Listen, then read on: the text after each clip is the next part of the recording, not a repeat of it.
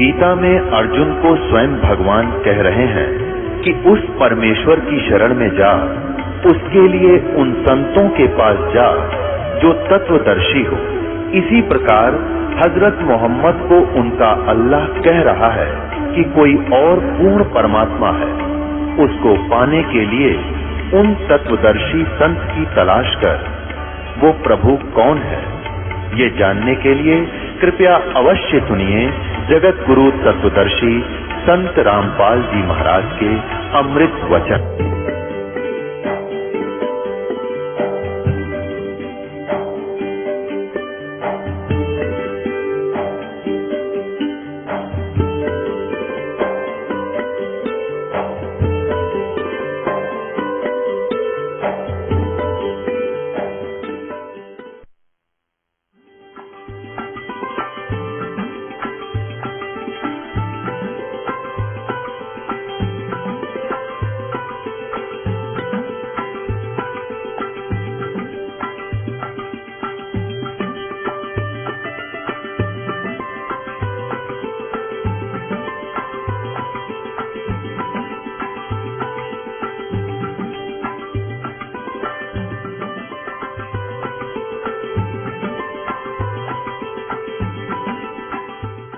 अब कारण क्या था कि जितने भी अभी तक संत ऋषि में ऋषि हुए हैं वो अज्ञानी थे, तत्व ज्ञान से अपरिचित थे।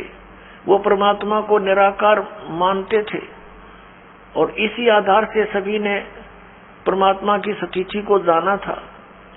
और इसी आधार से ये महर्षि दयानंद और इसके जितने भी अनुयायी आचार्य हुए हैं, उन्होंने उसी आधार से भगवान को मानकर वेदों का अनुवाद किया। तो अब इनके आगे याद आ गई कि परमात्मा की महिमा चल रही है और हम परमात्मा परमात्मा लिखते आ रहे हैं। आगे चल के क्या देखा कि परमात्मा सह शरीर है और मनुष्य दृश्य है।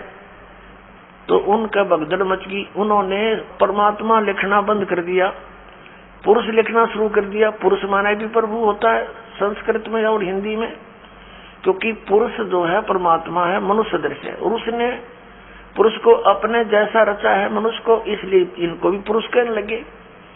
तो यहाँ इन्होंने थोड़ी सी अपनी जो चतुरता दिखाई है कि कोई समझ ना ले कि भगवान साकार है। देखो ऋग्वेद मंडल नंबर 9 और सूक्त 1 और मंत्र नंबर 6 तक तो इन्होंने ठीक लिख दिया, हे परमात्मा ही महिमा है। और 7 में गड़बड़ शुरू कर दी। उस पुरुष को जो ऊपर चलता रहा भगवान, उसको पुरुष लिख दिया। यहाँ लिखना था उस परमात्मा को। आगे देखो 8वें में यही कर दिया, उस पुरुष को, उस परमात्मा को उग्र गतियां प्रेरणा करती हैं और भासमान शरीर को, तेजोमय शरीर को, सुंदर शरीर को, वह पुरुष वो परमात्मा प्राप्त होता है अपने आत्मा। ये स्पष्ट हो गया कि परमात्मा साकार है, सह शरीर है और वो शरीर को प्राप्त होता। शरीर तो है ही उसका, यहाँ प्रकट होता तो हमें दिखता है कि वो हमें प्राप्त हुआ। वो अव्यक्त है, अव्यक्त मीन निराकार नहीं होता। अब पुरुष माने क्या होता है ये देखिए, इस महर्षि के अनुवाद में दिखाते हैं आपको, दयानंद के अनुवाद में। ये है यजुर्वेद है, ये प्रकाशक वही सार्वदेशी कार्य प्रतिनिधि सभा 2/5 महर्षि दयानंद भवन रामलीला मैदान नई दिल्ली। ये दयानंद सरस्वती द्वारा कृत है, ये अनुवाद किया है इसका और ये मुद्रक वही है। अब यजुर्वेद के अंतिम अध्याय का अंतिम मंत्र में इसने सभी लिखा पुरुष माने परमात्मा। ये देखो ये यजुर्वेद है वही, भाषा भाष्यम 4400 अध्याय 39वां अध्याय मंत्र नंबर 17।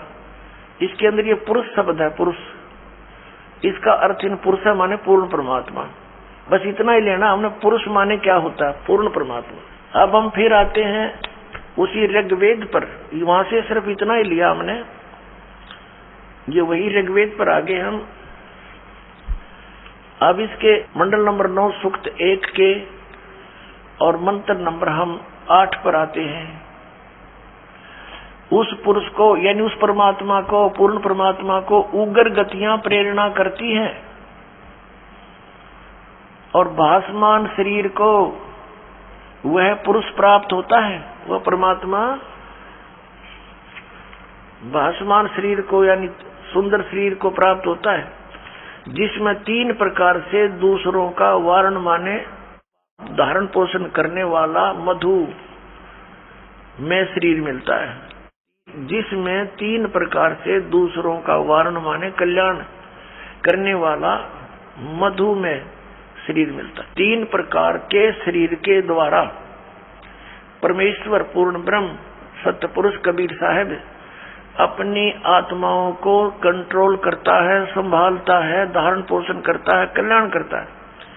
एक शरीर से एक रूप में परमात्मा वहाँ स्थिर रहते हैं सतलोक में, और सिंहासन में बहुत बड़े गुम्बद के अंदर विराजमान है। उनके एक रोम में, रोम माने बाल होता है, एक रोम में समझो, रोमकूप में समझो, इतना तेज है, करोड़ सूर्य मिला दे, करोड़ चंद्रमा तो भी फीकी रोशनी रह जाए उन सब की, इतना तेजों में शरीर है भगवान का, बहुत विशाल शरीर है। दूसरे प्रकार का शरीर वो शिशु रूप धारण करके प्रत्येक युग में एक लीला करता है और एक जनसाधारण जैसी भूमिका करता है, अपने हाथों से निर्वाह करके दिखाता है, और ये सिद्ध करने के लिए कि परमात्मा पाने के लिए विशेष आडंबर और घने धन की आवश्यकता नहीं है।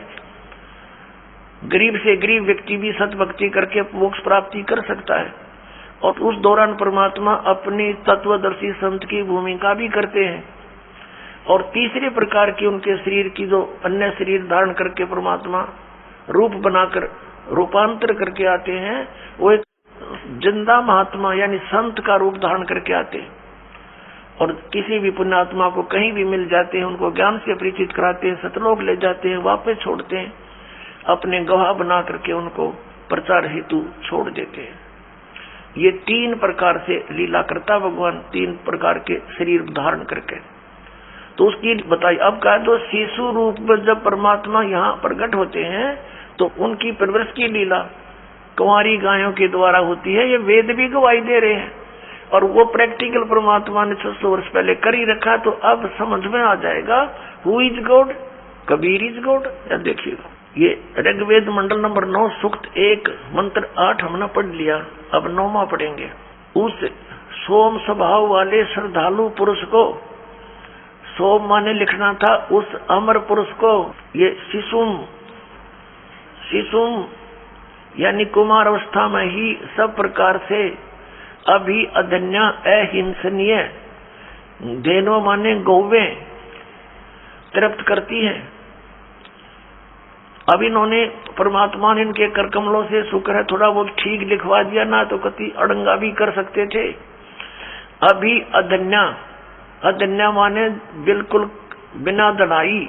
जैसे दास बचपन से अपने गांव में सुना करते थे, कहते थे ये गायें बिना धनाई है, तो उसको संस्कृत में अधन्या, अधन्या बिना धनाई, यानी जिसने गर्भ धारण ना किया, यानी बिना धनाई है ये।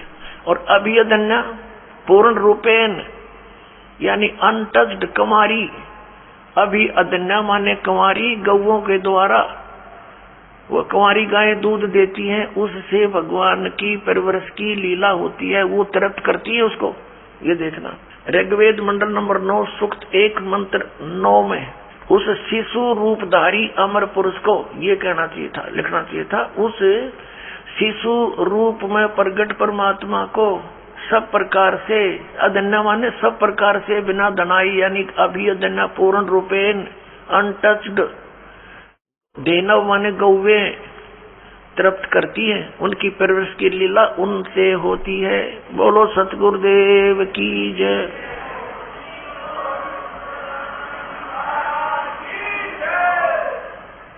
अपनात्मा इस प्रकार परमात्मा की लीला को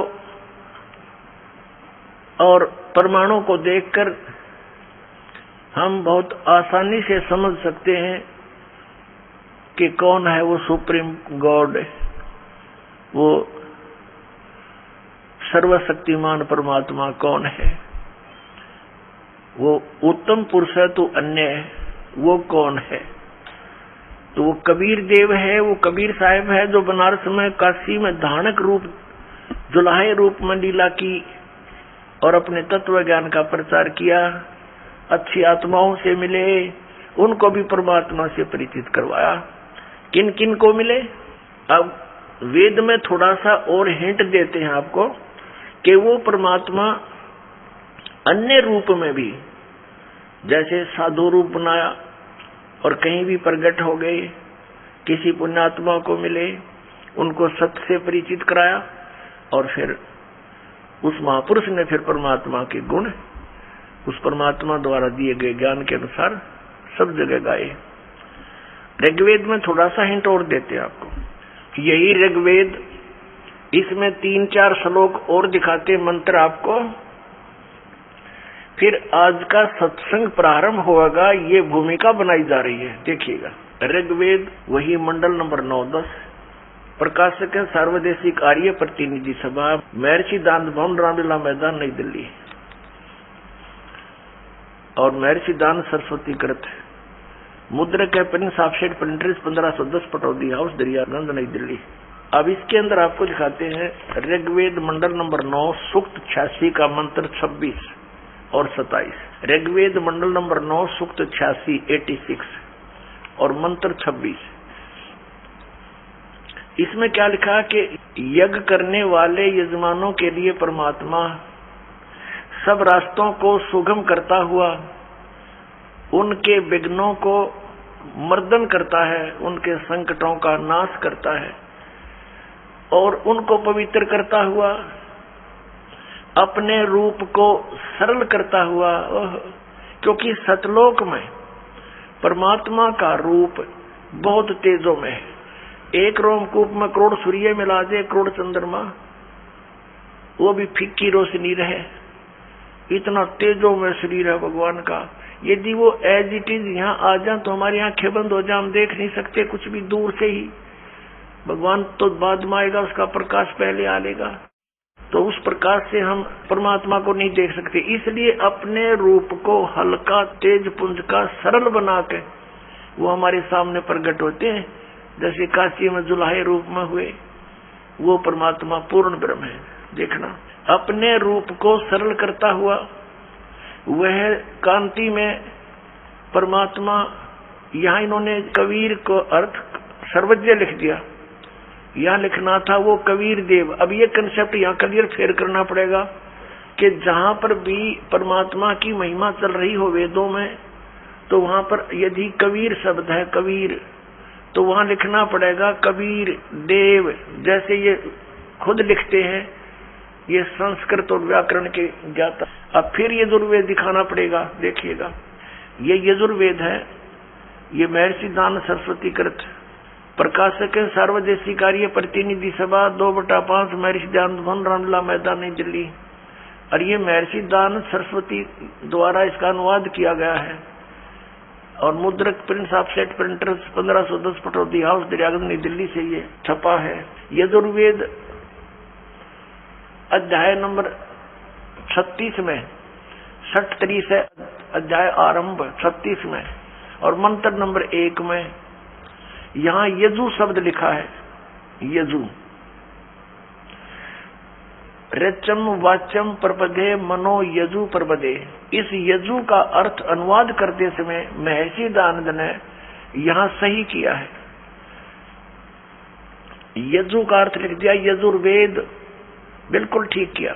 यदि यहाँ यजु का अर्थ के मैं अन्य कर देता, क्योंकि यजु माने होता है परमात्मा से मिलने की विधि, यानी यज्ञ स्तुतियां, ये भी अर्थ होता। अगर यहाँ वो ये अर्थ कर देता तो यहाँ महिमा थी यजुर्वेद की, तो यजुर्वेद ना लिखकर कुछ अन्य अर्थ कर देने से अनर्थ हो जाता और जिसकी महिमा बोली जा रही है उसको पहचान नहीं पाते।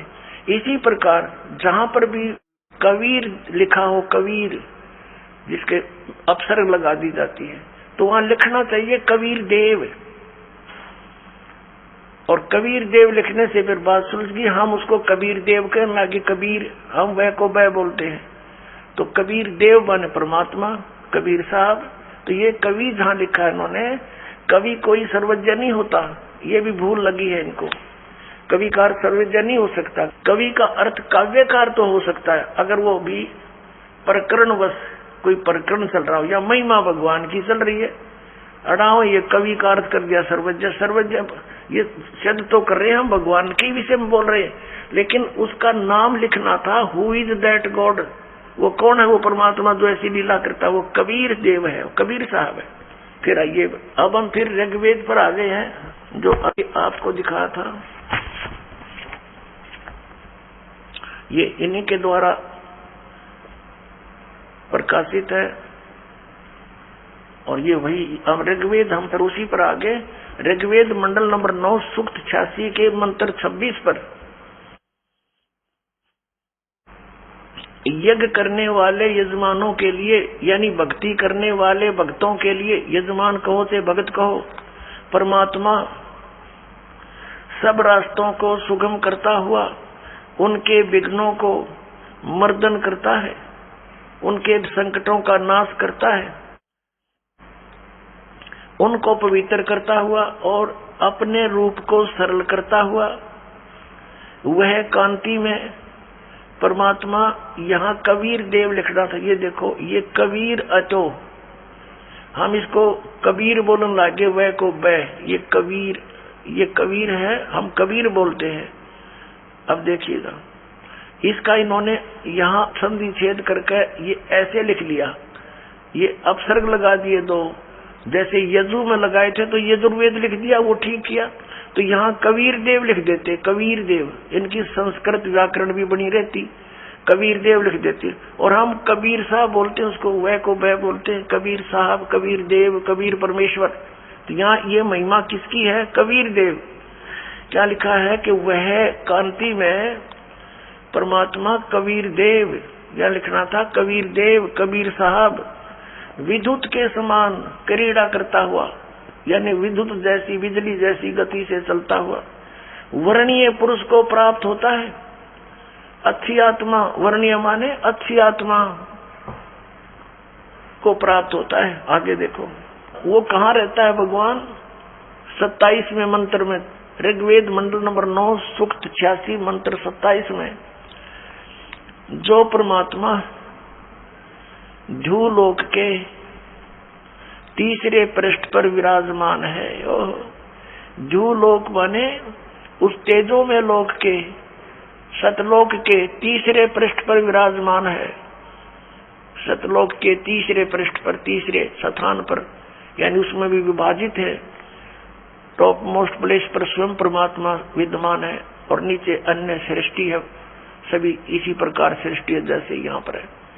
इसको समझने के लिए ऐसा समझो जैसे दिल्ली और बाह्य दिल्ली होती है, तो परमात्मा उस ध्रुवलोक के तीसरे पृष्ठ पर वहां रहता है, वहां विराजमान है, साकार है, मनुष्य दृश्य है, वहां से गति करके आता है।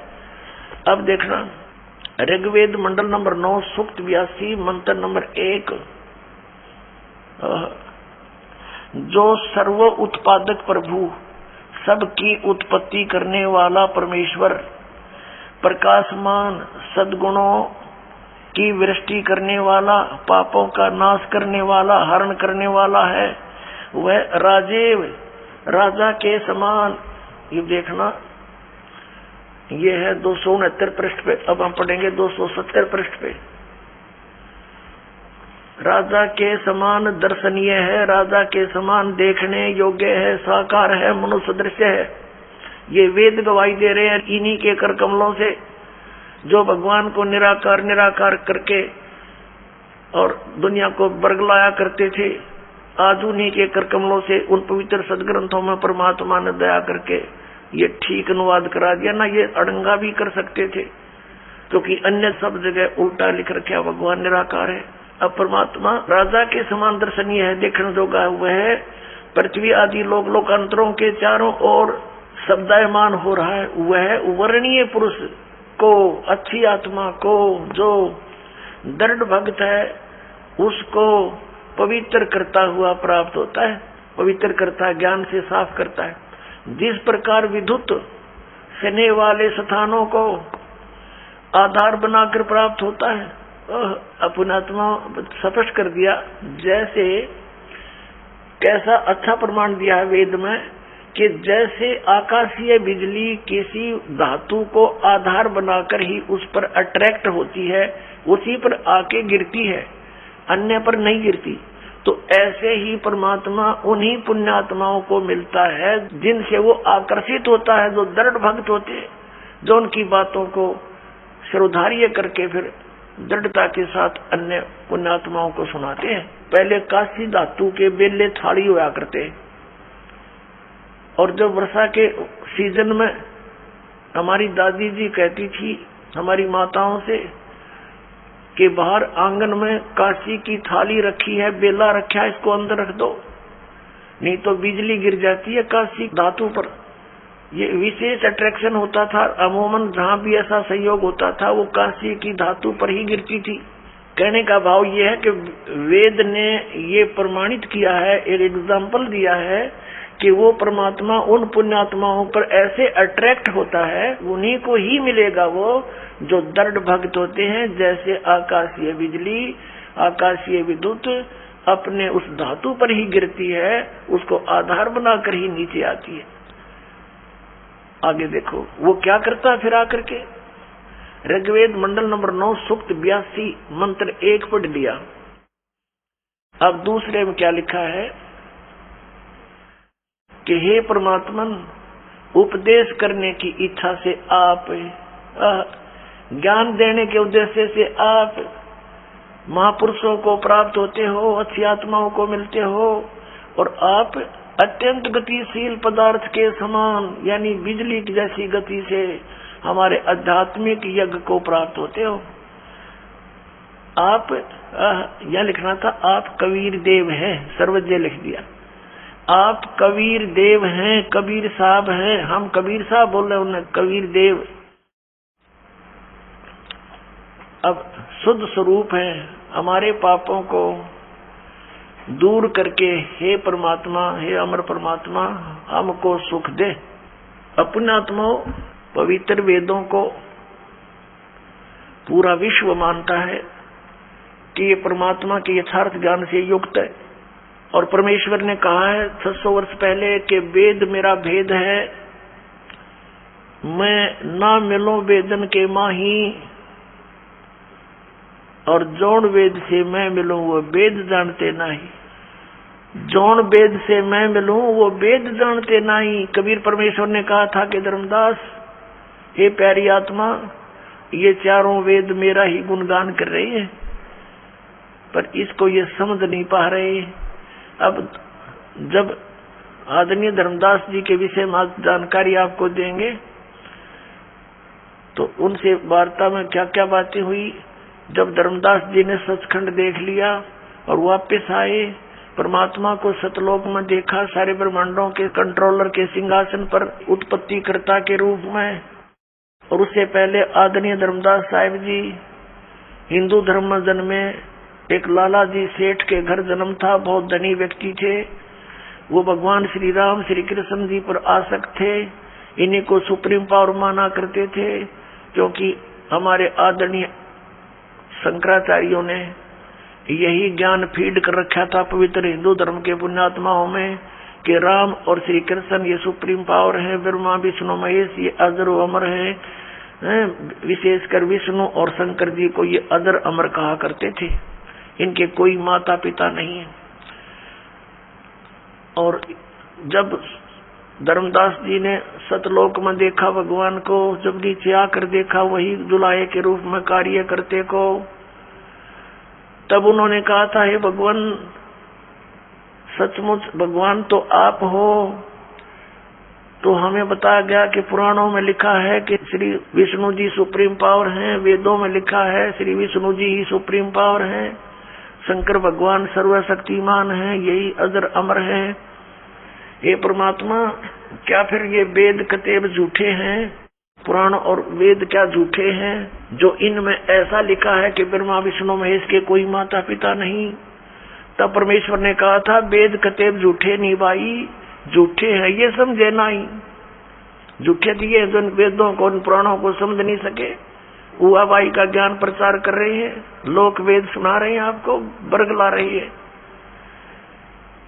तो फिर शंका हुई कि हे परमेश्वर, इतने महर्षि हो लिए सतयुग से लेकर आज तक, क्या किसी ने वेदों को समझा नहीं? तब परमेश्वर ने कहा था, गुरु बिन काहू न पाया ज्ञाना, जो थोथा बुझड़े मूड किसाना। गुरु बिन वेद पढ़े जो प्राणी, समझे न सार रहे अज्ञानी। कि भाई गुरु बिन काहू न पाया ज्ञाना, जो थोथा बुझड़े मूड किसाना। मूर्ख व्यक्ति थोथे भूस पर लठ मारे जा, उसको कूटता रहे, उसमें क्या हासिल होगा? तो इसी प्रकार ये थोथा भूस कूट रहे थे सभी ऋषि महर्षि। जैसे कल आपको दिखाया था सत्संग में, रूबरू करा था उन पुराणों के, जिसमें ब्रह्मा विष्णु महेश नासवान है, वो स्वयं स्वीकार करते हैं हमारी जन्म मृत्यु होती है। तो परमात्मा ने कहा था, गुरु बिन काहू न पाया ज्ञाना, जो थोथा भूषड़े मूड किसाना। और गुरु बिन वेद पढ़े जो प्राणी, समझे ना सार रहे अज्ञानी। तो ये सभी अज्ञानी रहे अभी तक। परमात्मा आए थे गुरु रूप में, वो गुरु थे, वो सतगुरु थे। अब नकली गुरु घने हो गए, इसलिए सतगुरु कहना पड़ा। अब नकली सतगुरु भी नरे हो गए, तब सतगुरु की पहचान कराने के लिए प्रमाण दिखाने पड़ रहे हैं दास को कि हो इन सतगुरु। ये नकली सतगुरु, इन कख का पता नहीं, नाम धरे सतगुरु जगत गुरु। तो पुण्यात्मा, अब आप स्वयं शिक्षित हो गए और स्वयं हम निर्णय करेंगे परमात्मा कौन है, कैसा है। हम किसी की लोक वेद पर आधारित अब नहीं रहेंगे, बतेरे दिन रह लिए। अब ये सारी भूमिका जो दास ने बनाई है, वेदों ने प्रमाणित कर दिया। वो परमात्मा अच्छी आत्माओं को आकर मिलता है, उनको ज्ञान देता है, यथार्थ ज्ञान देता है। तो इससे सिद्ध हो गया कि पहले उनके पास ज्ञान नहीं था, इसलिए तो यथार्थ ज्ञान देने भगवान आए स्वयं। ना तो वेद किताब पढ़ने वाले बहुत ज्यादा थे, तो सदग्रंथों को वो समझे नहीं, उनको समझाने के लिए ही परमात्मा आते हैं। तो परमेश्वर ने कहा था, गोता मारो स्वर्ग में, जा बैठू पाताले। कह कबीर ढूंढता फिरूं अपने हीरे मोती लाले। परमेश्वर ने कहा था कि गोता मारू स्वर्ग में और नीचे जा बैठू पाताल, अपने हीरे मोती अच्छे अच्छे लालों को ढूंढता फिर रहा हूं। और फिर क्या बताया है कि जो जन मेरी शरण है, ताका हूं मैं दास, गेल गेल ला गया फिरूं जब तक धरती आकाश। परमात्मा कहते हैं, जो एक बार मेरी शरण में किसी भी समय किसी युग में आगी वो आत्मा, फिर उसके साथ ऐसे पीछे पीछे फिरूंगा जब लग धरती आकाश रहेगा। या तो वो पार हो जाएगा, नहीं फिर भी उसको कभी ना कभी शरण में लेकर के दोबारा उसको ज्ञान दूंगा, शरण में लूंगा, ज्ञान बताऊंगा। तो क्या बताया है, जो बच्चा गऊ की नजर में, यो साईं को संत, भक्तों के पीछे फिरे वो भक्त वत्सल भगवंत। जैसे गाय को अपना बच्चा होता है, चारा भी चर रही होती है और नजर अपने बच्चे पर रहती है। कोई कुत्ता वगैरह या दूसरा कोई पशु उसके निकट आता है तो चारा चरती चरती भी एक दृष्टि रखती है और फूं करती है, उसको भगाती है कि मेरे बच्चे से दूर हो जा। तो कहते हैं, जो बच्चा गऊ की नजर में, नो साईं को संत, और भक्तों के पीछे फिर वो भगत वत्सल भगवंत। तो पुण्यात्माओं, इस अज्ञान को हटाने के लिए परमेश्वर स्वयं आते हैं कि परमात्मा कौन है, वो कहाँ रहता है और कैसे वो स्थान प्राप्त हो सकता है जहाँ जाने के बाद साधक फिर लौटकर संसार में नहीं आते। अब आप जी ने देख लिया, वेद क्या गवाही देते हैं कि वो परमात्मा अपने उस तीसरे मुक्ति धाम में वहाँ रहता है, वहाँ से चलकर आता है, अच्छी आत्माओं को मिलता है और उनको ज्ञान देता है। उसी आधार से ये गुण है उस परमात्मा के, वो ऐसी लीला करता है। उसी लीला के अंतर्गत कलयुग के अंदर वो परमेश्वर किन किन महान आत्माओं को मिले। आदरणीय धर्मदास साहिब जी बांधवगढ़ वाले को, आदरणीय मलुकदास जी, आदरणीय नानक साहिब जी सिख धर्म के प्रवर्तक को, आदरणीय दादू साहिब जी, आदरणीय गरीबदास साहिब जी, गांव छुड़ाने, जिला झज्जर हरियाणा वाले को, आदरणीय घीसा दास साहिब जी, गांव खेखड़ा, जिला मेरठ, उत्तर प्रदेश वाले को। इन महापुरुषों के विषय में तो दास को जानकारी है, और अन्य बहुत से महापुरुषों को वो ऐसे मिलते हैं। आदरणीय नामदेव जी को भी मिले थे, आदरणीय हजरत मोहम्मद जी को भी मिले थे। हजरत मोहम्मद जी ने परमात्मा के ज्ञान को स्वीकारा नहीं था, बाकी सभी महापुरुषों ने परमात्मा के ज्ञान को स्वीकारा था। अब क्या कहते हैं, हम मोहम्मद को वहां ले गए, कबीर परमेश्वर कहते हैं, सतलोक ले गए, इच्छा रूपी वहां नहीं रहो। उल्ट मोहम्मद मैल पठाया, गुज बीरज एक कलमा लाया, रोजा बंग नमाज दई रे, बिस्मल की नई बात कही रे।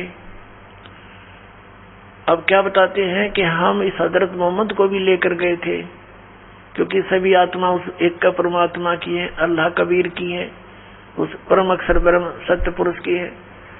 वो चाहते हैं कि अच्छी आत्माएं जिनके पीछे काफी लोग लगे हुए हैं, उनको और सच्चाई बता दूं तो ये उनको समझा देंगे और जल्दी मेरे शरण में ले आएंगे। लेकिन यहाँ परमात्मा की जो बात सिरे नहीं चढ़ पाई, तो क्या बताते हैं, परमात्मा ने फिर आकर बताया कि हे मुसलमानों, तुम हजरत मोहम्मद के नाम पर जो ये बिस्मिल करते हो, ये बिस्मिल करने की बात उन्होंने नहीं कही। उन्होंने क्या बताया, रोजा बंग नमाज दई रे, बिस्मिल की नई बात कही रे। नबी मोहम्मद ना गोश्त खाया, हजरत मोहम्मद ने, नबी मोहम्मद ने मांस नहीं खाया, मांस नहीं खाया। कहते हैं अरस कुरस पर अलह तकत है, खालिक बिन नहीं खाली, और वो पैगंबर पाक पुरुष थे साहिब के अब्दाली। वह पैगंबर तो पुण्यात्मा थी, वैसे जुल्म करे थे जैसे तुम कर रहे हो। मांस खाते हो, गऊ काट दी, झोटे की डालना, बकरे खा लिए, मुर्गे खा लिए, उनको दीदार कहाँ है। जो काटते हैं गला बिराना, दूसरे का गला काटते हैं, उनको काम परमात्मा मिलेगा। नबी मोहम्मद नमस्कार है कि नबी मोहम्मद आदरणीय महापुरुष थे, और राम रसूल कहाया, वो भगवान का अल्लाह का दूत कहलाया। और 1,80,000 को सौगंध जिन नहीं कर चलाया, हजरत मोहम्मद जी के 1,80,000 अनुयायी हुए थे उस समय, और वो पाक साफ थे, सब बुराइयों से दूर थे, ब्याज तक भी नहीं लेते थे, वो किसी के साथ खून खराबा नहीं करते थे, ये मना किया हुआ था, उन्होंने सिद्धांत बना रखा था। नबी मोहम्मद नमस्कार है, राम रसूल कहाया, 1,80,000 को सौगंध जिन नहीं कर चलाया, अरस कुरस पर अलह तकत है, खालिक बिन नहीं खाली, और वो पैगंबर पाक पुरुष थे साहिब के अब्दाली। वो तो परमात्मा की कृपा पात्र थे, उन्होंने ऐसा जुल्म नहीं किया। तो परमात्मा कहते हैं मोहम्मद को हम वहां ले गए, इच्छा रूपी वहां नहीं रहे, उल्ट मोहम्मद मैल पठाया, गुद बीरज एक कलमा लाया, रोजा बंग नमाज दई रे, बिस्मल की नहीं बात कही रे।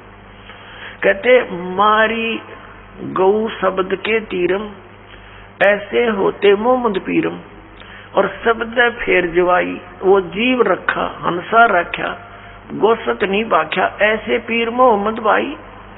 कि हजरत मोहम्मद ऐसे सिद्धि युक्त थे, उन्होंने एक बार शब्द से गाय को मार दिया और शब्द से जीवित कर दिया, उसका मांस नहीं खाया, वो जीवित कर दी थी, और तुम करके दिखाओ जीवित।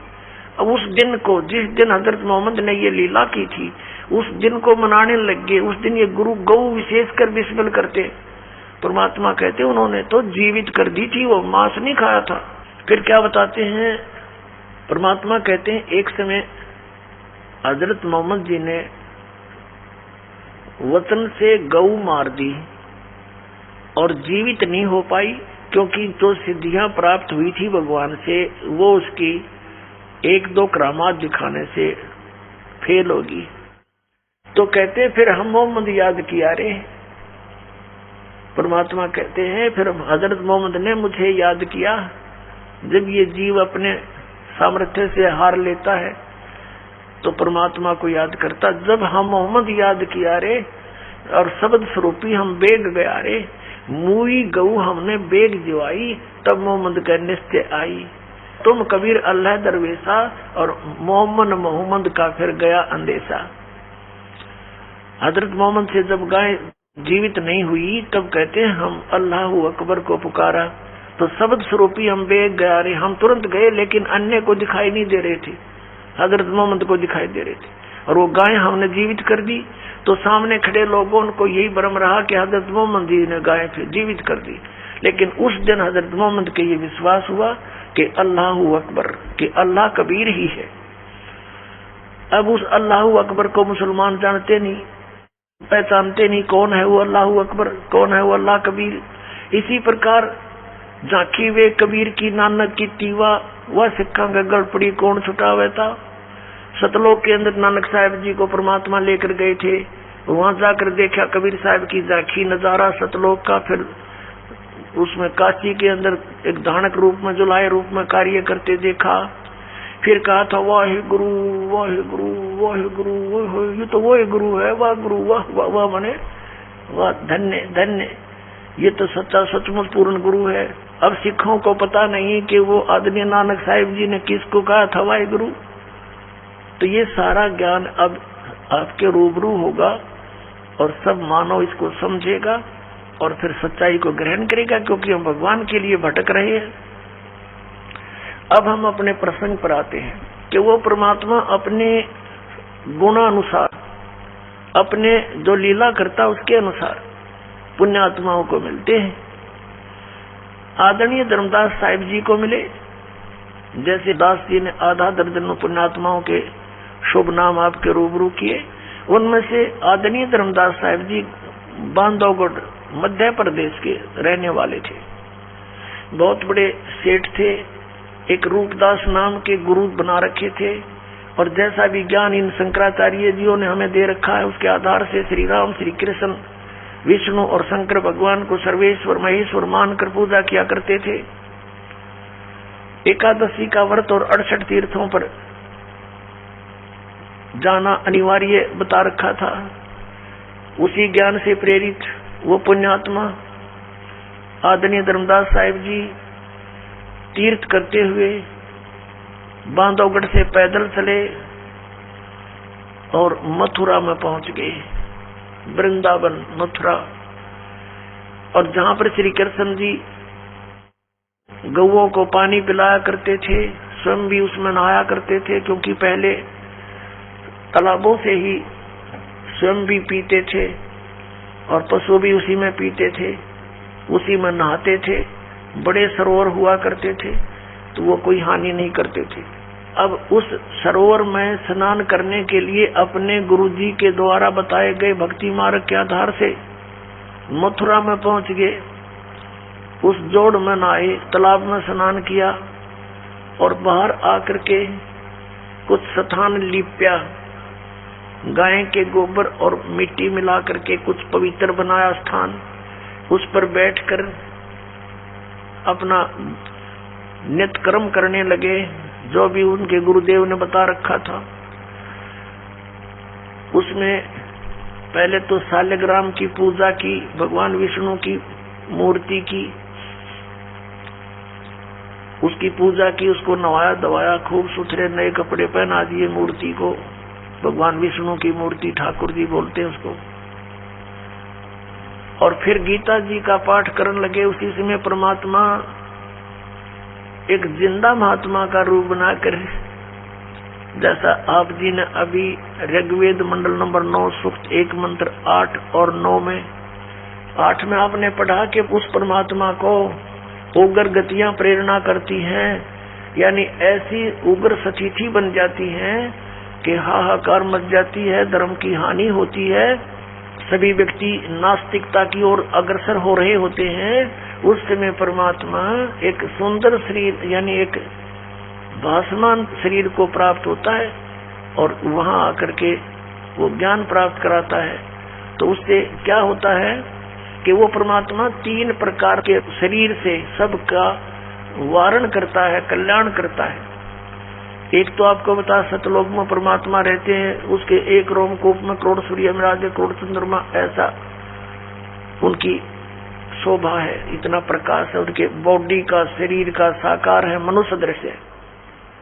और दूसरा आपको बता, शिशु रूप धारण करके आते हैं, वो दूसरी प्रकार के, फिर लीला में बड़े होते हैं, एक जनसाधारण की लीला प्रत्येक युग में करते हैं, उसी नाम से वो प्रसिद्ध रहते हैं और ज्ञान भी प्रचार करते हैं, जिस कारण से वो काव्यों के माध्यम से, लोकोक्तियों के माध्यम से अपना ज्ञान प्रचार करते हैं, जिससे वो प्रसिद्ध कवि भी कहलाते हैं। ऐसा वेदों में लिखा है। ऋग्वेद मंडल नंबर 9 सूक्त 96 में 96 के मंत्र 16 से लेकर और 20 तक ये स्पष्ट उसमें किया हुआ। समय के अभाव से आज दास आपको नहीं दिखा सका, फिर कभी दिखाएंगे। और तीसरे प्रकार का ये है कि वो एक कवि भी प्रकट हो जाते हैं, साधु रूप बना लेते हैं, संत जैसी वेशभूषा बनाकर, जिसको लोग ज्यादा प्रभावित होते हैं, जिससे उस रूप में जाकर प्रकट हो जाते हैं। फिर उनको कैसे डील करते हैं? यदि वो जाते ही किसी को कह दें कि तेरा ज्ञान गलत है तो कोई नहीं सुने, लड़ पड़े, काल ने इतने भ्रमित कर रखे, तो परमात्मा ने जाकर के साधु रूप बना करके एक जिंदा महात्मा का रूप बनाकर, जिंदा महात्मा मुसलमानों में होते हैं, विशेषकर काला ओवरकोट पहनते हैं, एक काला ओवरकोट पहनते हैं पूरा घुटनों से नीचे तक का, एक काला कच्छा पहनते हैं अंडरवियर, और एक काला टोप रखते हैं ऐसे चोटे से वाला। ये वेशभूषा होती है जिंदा संत की। तो जिंदा महात्मा का रूप बनाकर, जिंदा महात्मा का धर्मदास जी को मिले। वहां बैठ के थोड़ी सी दूरी पर जब धर्मदास जी ने अपना नित्य कर्म कर लिया और बड़े ध्यान से सुन रहे थे, भगवान ऐसे गर्दन कर रहे थे, तो धर्मदास जी ने सोचा ये मुसलमान भक्त हमारी गीता जी के ज्ञान से बड़ा प्रभावित हो रहा है। उसने और ऊंचे स्वर से गीता जी का ज्ञान विद, वैसे तो ये संस्कृत पढ़ा करते हैं नित्य पाठ में, जब देखा कि बड़ा श्रद्धालु है और थोड़ी सी दूरी पर इसलिए बैठे कि हिंदू लोग मुसलमानों से नफरत करते हैं कि ये मांस मिट्टी खाते हैं, जीव हिंसा करते हैं, इसलिए विशेषकर ये साधु संत भक्त उनसे दूरी बनाकर रखते थे। इस आधार से भगवान के कहीं धर्मदास बेदक ना जा, इसलिए दूर बैठ के अपनी आत्माओं काल के द्वारा भ्रमित हम अज्ञानी आत्माओं को कैसे अपनी शरण में लेते हैं, भगवान कैसी लीला करते हैं वो दयालु। ऐसे ऐसे गर्दन हिला रहे थे, ऐसे ऐसे जैसे बहुत अच्छा आनंद आ रहा। तो धर्मदास जी ने अनुवाद भी शुरू कर दिया जैसा अपने गुरु जी से सुना था।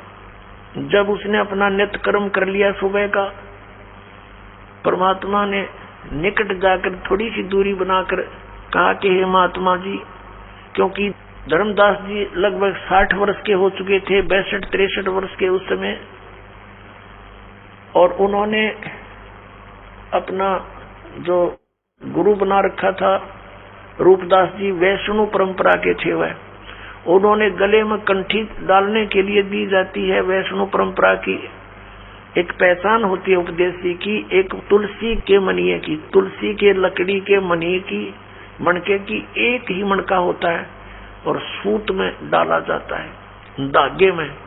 तो उससे पहचान थी वैष्णव महात्मा की। और तिलक ला रखे, जैसे आपने शंकराचार्य लाए देखे, ऐसे वही लगा रहे थे। तो वही रूपदास जी भी सरस्वती थे जैसे उनके गुरु जी, तो उसी जैसा वेशभूषा वो स्वयं भी बनाकर एक साधु संत जैसा लग रहा था।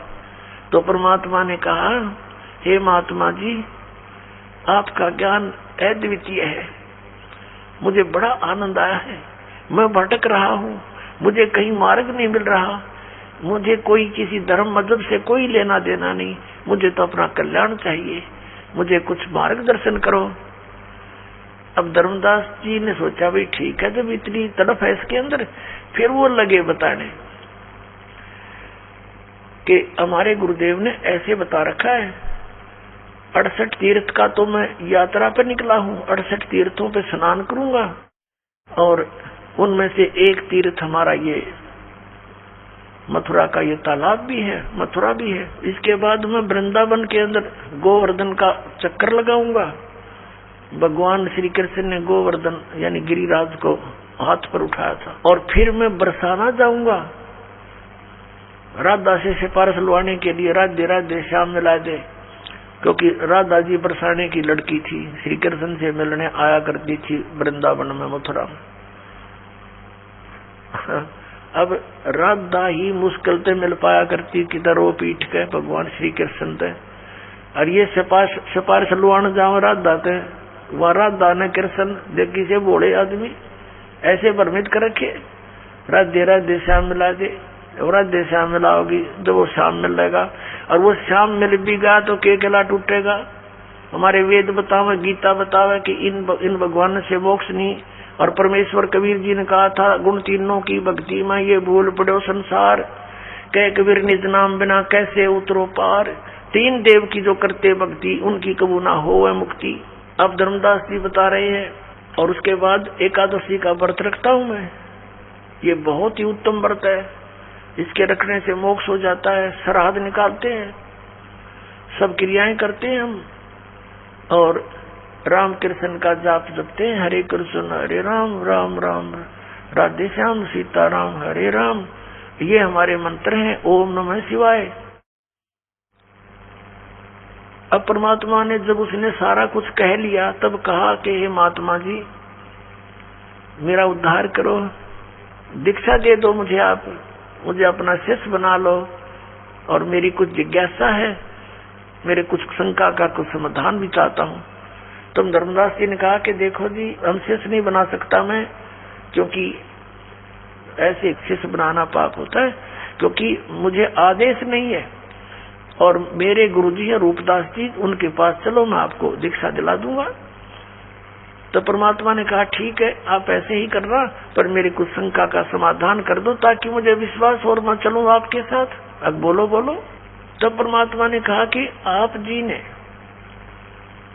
आप ज्ञान बता रहे हो कि ब्रह्मा विष्णु महेश अजरो अमर है, इनकी जन्म मृत्यु नहीं होता, और शंकर और विष्णु जी ये सुप्रीम पावर है, यही सर्वशक्तिमान है। और आप ये भी कह रहे हो कि गीता जी का ज्ञान श्री कृष्ण जी ने दिया, और श्री कृष्ण इज विष्णु। बिल्कुल ठीक है, क्योंकि ज्ञान सुनाया उसने सारा कुछ, उसके बाद परमात्मा बोले ठीक है। और आप कहते हो कि विष्णु जी सुप्रीम गॉड हैं, सबसे उत्तम परमात्मा है, ये बिल्कुल सही है, ऐसा ही लिखा है। तो परमात्मा ने कहा कि गीता जी का ज्ञान किसने बोला? श्री कृष्ण जी ने। ठीक है, आप पढ़ रहे थे आप अभी पढ़ रहे थे आपकी गीता जी में, इसमें लिखा है कि अर्जुन तेरे और मेरे बहुत जन्म हो चुके, तू नहीं जानता मैं जानता हूं। तो ये अविनाशी कैसे हुए आपके भगवान जिसने दिया गीता जी का ज्ञान? पुणात्माओं, श्रीमद् भगवद गीता अध्याय नंबर 2 के श्लोक 12 में, श्रीमद् भगवद गीता अध्याय नंबर 4 के श्लोक 5 और 9 में, अध्याय नंबर 10 श्लोक 2 में गीता ज्ञानदाता स्वीकारता है कि मेरे जन्म और मृत्यु होते हैं, अर्जुन तेरे भी होते हैं, मेरे भी होते हैं। तो इससे सिद्ध हुआ कि अविनाशी कहाँ हुआ? नाशवान है। अभी आप कह रहे हो कि 18वें अध्याय के 62वें श्लोक में आप पढ़ रहे थे, चूंकि धर्मदास जी ने मोटे मोटे यानी मेन से श्लोक बोले, परमात्मा की दया होती है, उसने वही श्लोक बुलवा दिए जो उसकी आंख खोल सके थे। तो परमात्मा ने कहा कि अभी आपने गीता जी में बताया कि हे अर्जुन 18वें अध्याय के 62वें श्लोक में प्रमाण है, तू सर्वभाव से उस परमेश्वर की शरण में जा, उसकी कृपा से तू परम शांति को, सनातन परम धाम को प्राप्त होगा। तो वो भगवान कौन है? और गीता जी अध्याय नंबर 15 के श्लोक 4 में कहा कि तत्वदर्शी संत की प्राप्ति के उपरांत परमेश्वर के उस परम पद की खोज करनी चाहिए जहां जाने के बाद साधक फिर लौटकर संसार में कभी नहीं आते। और जिस परमेश्वर ने सारे ब्रह्मांडों की रचना की है, केवल उसी की भक्ति करो।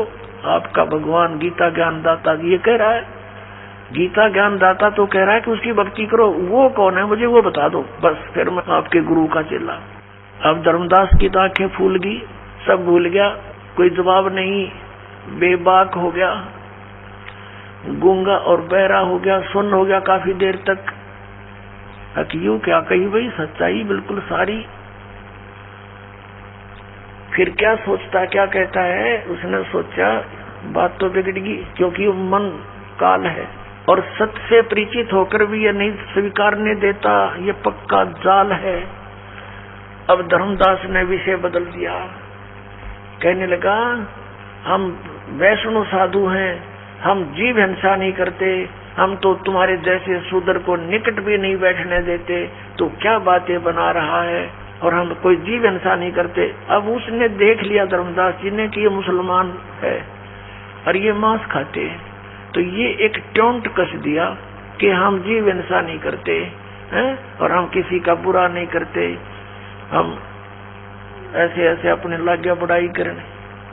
अब परमात्मा ने देख लिया काल ना हल्ला इसके अंदर तक गया नहीं, अंदर ही विद्वान है अभी तो परमात्मा अंतर्ध्यान हो गए, एकदम अदृश्य हो गए। जब सामने से अदृश्य हो जा आदमी, कलेजा हिल जा आदमी का दूसरे का, वो एकदम स्तब्ध हो गया, पसीने आ गए धर्मदास जी के, और सोचा अब ये तो कोई फरिश्ता था, कोई देवता था, कोई सिद्ध पुरुष था, और कितनी अच्छी बातें कह रहा था, सारी सच्ची, मतलब बड़ा निकम्मा। देख हो सकता है भगवान हो, कहते हैं ना जाने परमात्मा किस वेश में आ जाता है, ये पुरानी कहा था पुणात्मा। तो परमात्मा निराकार के ऊपर हो, जब सारे प्रमाण मिलन लग रहे हो, ना जाने किस वेश में कब आ जावे, किस साधु संत के रूप में आ जावे।